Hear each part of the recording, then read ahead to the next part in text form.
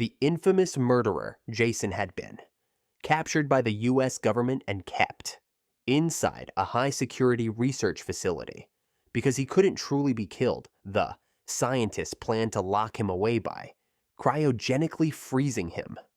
One of the guards, unnerved by Jason's stare, tossed a blanket over his head to avoid his gaze. At the same time, Dr. Rowan was arguing with her superior. Instead of freezing Jason, they had decided to ship him to a separate lab to analyze his regenerative abilities and make money from them. Rowan insisted this was a terrible plan because it meant Jason would keep killing, but her boss dismissed her concerns. Soon after, the head scientist and a squad of soldiers entered Jason's room. When they pulled off the blanket, they discovered the guard's corpse tangled in the chains. Instead, right then, Jason stepped out from his hiding place and began brutally slaughtering everyone inside. The soldiers opened fire on him, but the bullets did nothing. Jason grabbed whatever was near, even the chains, and used them as weapons.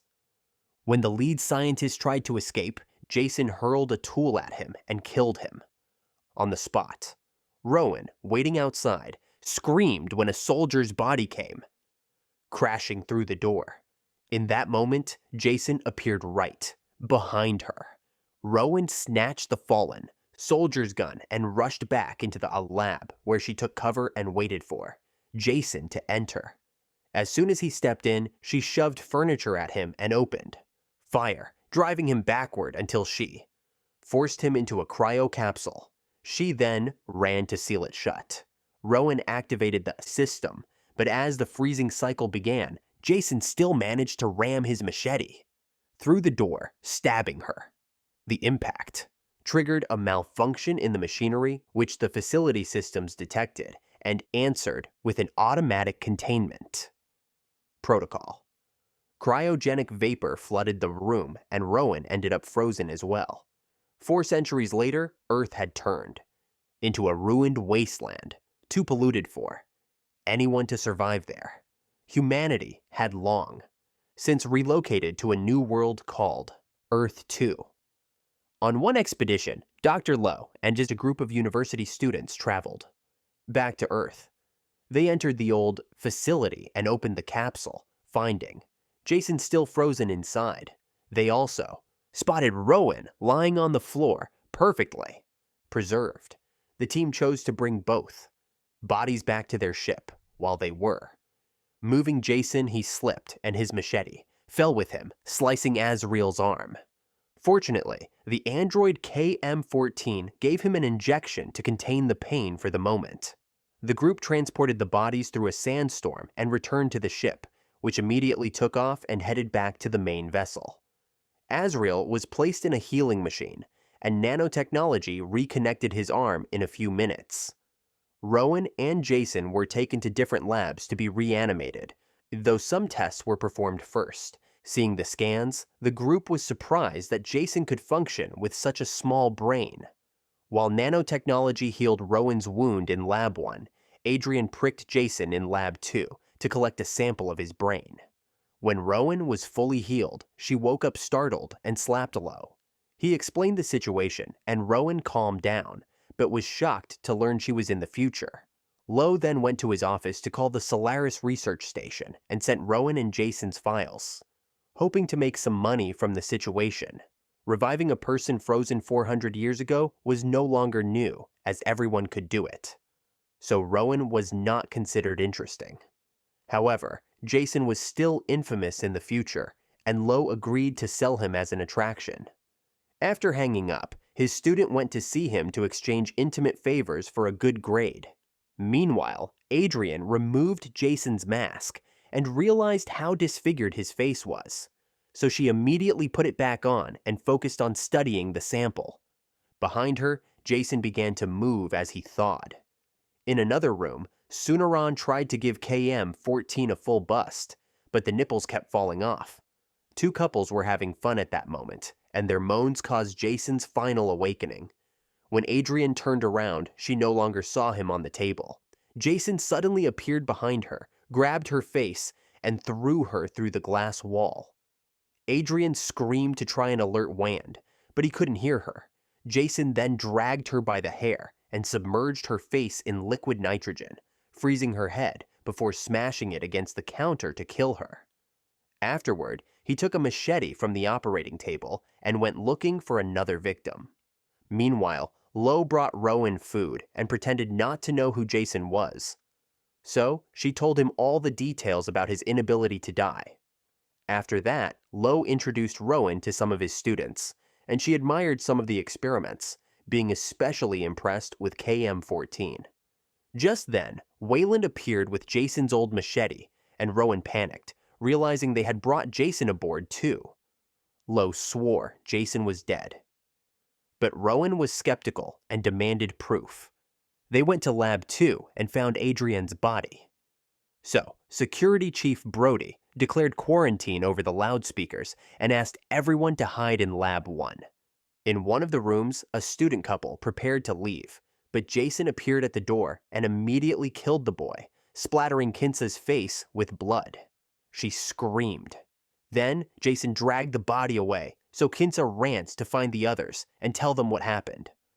Brody was enraged and ordered his soldiers to destroy Jason on sight. Lo didn't like hearing that and asked Brody to just sedate Jason, offering him money as a bribe. Brody accepted just to get rid of him, but warned his team to eliminate Jason anyway. Soldier Dallas cautiously entered a dark room and was suddenly attacked by a huge monster, which he quickly shot down. When a second monster appeared behind him, Dallas didn't react fast enough, but luckily, Azrael killed it with a single shot. In reality, they were playing a video game simulation and didn't hear Brody's announcement. They were about to face another monster, but Jason appeared first and defeated it. Then, Jason attacked the two young men with his machete, but was confused to see them still talking, even after being decapitated. Suddenly Dallas said, "Game over," and the simulation disappeared, revealing that the killer was real. Jason grabbed Azrael, and Alice shot him to force him to release his friend, but the bullets had no effect. Azrael tried to jump on Jason from behind, but Jason easily grabbed him and broke his spine, dropping the dead body to the floor. Afterward, he grabbed Dallas and slammed his face against the wall. Moments later, two soldiers found the bodies in the game room and warned the others, who were increasingly worried. At the same time, Engineer Crutch worked at his desk with headphones on and didn't notice anything. Suddenly, he saw Jason approaching through the mirror, and before he could react, Brody and his soldiers appeared and ordered him to duck. They fired dozens of times at Jason, destroying half the room in the process.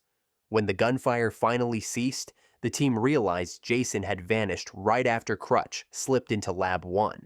The soldiers spread out to track him down, assuming he had to be badly wounded. This gave Jason the perfect opportunity to continue killing unnoticed. First, he seized a soldier from behind and snapped his neck in a dark corner. Then, he located another soldier on his own and charged him with the machete. A struggle broke out, and the soldier even managed to land a few hits. But Jason overpowered him, punched him, and sent him tumbling over the railing.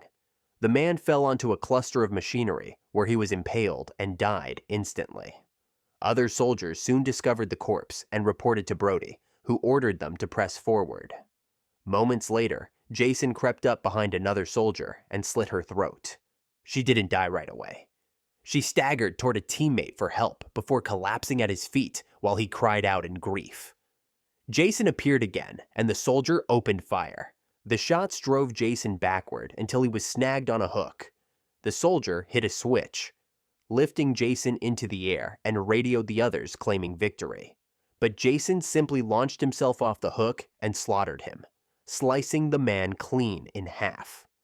Brody went searching for his team and found the final soldier hanging lifeless from the hook. Realizing he was the last one left and unwilling to retreat, Brody kept moving carefully through the halls. Suddenly, Jason's arm smashed through the wall, yanked him violently inside, and pinned him against a support beam to stab him. Brody defiantly muttered that it wasn't enough. So Jason stabbed him again to finish the job, In Lab 1, the others realized they were out of protection. Lowe contacted the pilot and ordered him to jump into hyperspace to reach the Solaris port as fast as possible. The ship surged forward, but Jason appeared behind the pilot and killed him instantly. With no one at the controls, the ship veered out of control and slammed straight into Solaris, wiping out several structures and triggering a chain of explosions that tore through the vessel's systems and hull. Even after plowing through the buildings, the ship kept moving, drifting away from the ruined port. Lowe considered flying back, but through the viewport they saw Solaris erupting in flames. The students panicked until Lowe assured them another ship would come. They just had to wait, since he'd activated the emergency beacon. Just then, someone started pounding on the door, startling everyone. Their screams made the knocking stop as they froze, trying to figure out what was happening. Jason smashed through the glass partition, connecting to the adjoining lab. The group panicked and bolted, scrambling into another room that KM-14 quickly sealed. Lowe stayed behind and attempted to reason with Jason, promising him fame and money. Jason found his original machete and silenced Lowe immediately. Meanwhile, the others regrouped and went over their options, remembering the escape pod. They split up to execute their plan. Rowan, Janessa, and Kinsa headed to the pod to prep it, while Wayland and Crutch initiated pre-launch protocols on the bridge, where they discovered the pilot's corpse. They had to move the body and clear the controls.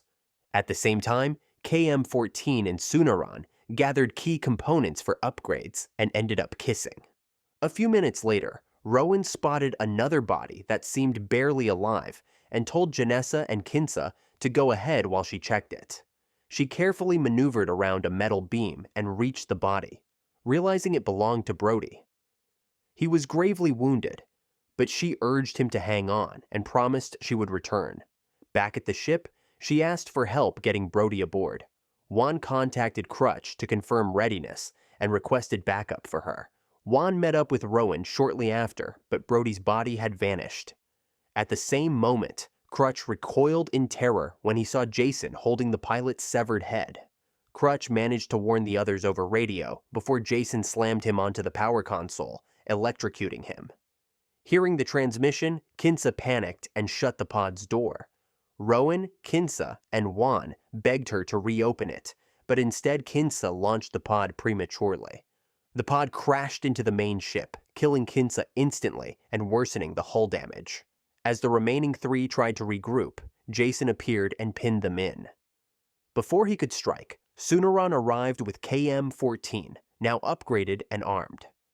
Jason hurled his machete at her, forcing her to drop to her knees in pain. As he closed in to finish her, KM-14 revealed she'd been faking and unleashed a barrage of gunfire, blasting him backward.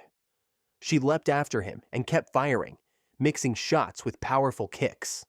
After unloading on him for several minutes, KM-14 pulled off more acrobatics and landed directly on Jason.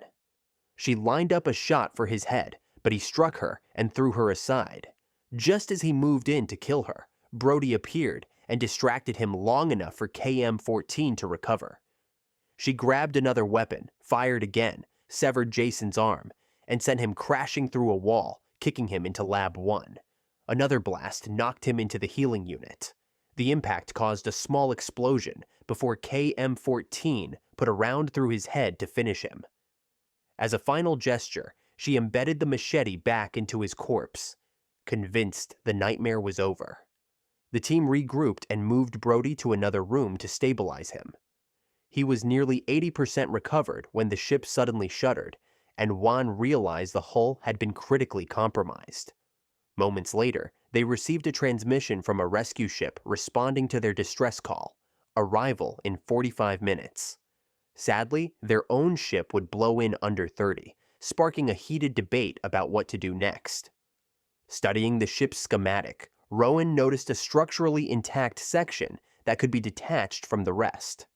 While the team left to carry out the plan, the system in Lab 1 automatically booted up and began repairing Jason, this time giving him a reinforced cybernetic body. Meanwhile, the group planted explosives in the corridors to isolate the surviving compartment. They finished within seconds, only to find Uber Jason blocking their path. KM-14 fired, but every bullet ricocheted off his metal armor. She tried to engage him physically, but Jason decapitated her instantly. Sunaran rushed to retrieve her head as Rowan stepped forward to shield him, prompting Jason to grab her by the throat. Juan jumped in, distracting Jason with several punches long enough for the others to slip into the safe section. Once everyone was in, Wayland triggered the bombs. The ship split cleanly in two, but Wayland died in the explosion and Jason was blasted into space.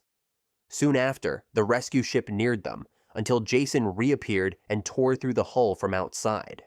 The breach created a violent vacuum, pulling everything toward the opening. Everyone clung to whatever they could. Tragically, Janessa grabbed a grate that ripped free. Rowan lunged toward her, their fingertips nearly touching before Janessa was sucked out to her death. After that, Rowan, Brody, Sunaran, and KM-14's head made it into another room and sealed the door. Through the window, they saw Jason tearing into the walls again, trying to force his way inside. They fled immediately. They reached the docking area just as the rescue ship connected with the main vessel. But the gangway failed, and Sunaran couldn't override the system. Brody decided to go outside and manually reroute the cables. He suited up and exited through the maintenance hatch. While Brody worked on the control panel, Sunaran and Rowan heard Jason smashing through doors, getting closer with every impact.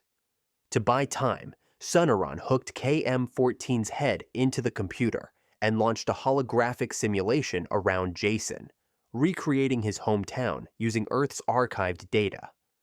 At first, Jason seemed disoriented, but he quickly sensed something was wrong. The program added another distraction: 2 women offering him booze, drugs, and premarital intimacy. Jason loathed that. So when the women curled up naked in their sleeping bags, Jason grabbed one and used her to beat the other. At that moment, Brody finally rebooted the system and the gangway extended, but the cable work triggered an explosion that instantly shut down the simulation. As Jason closed in, Rowan and Sunaran sprinted toward the rescue ship. Then Sunaran realized they had left KM-14's head behind.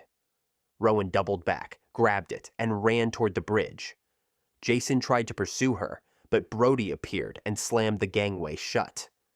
The rescue ship couldn't wait and launched as Brody faced Jason head-on, just as that half of the vessel detonated. Rowan and Sunaran watched in shock as the blast hurled Jason toward the rescue craft.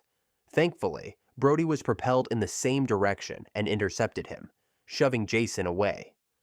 Brody then used Jason's body as a shield as the two of them plummeted into Earth-2's atmosphere, burning up completely. Rowan, Sunaran, and KM-14 finally breathed in relief, believing it was truly over. On Earth-2, a couple noticed a shooting star falling into a lake and went to investigate. The star was actually Jason's head, still potentially alive.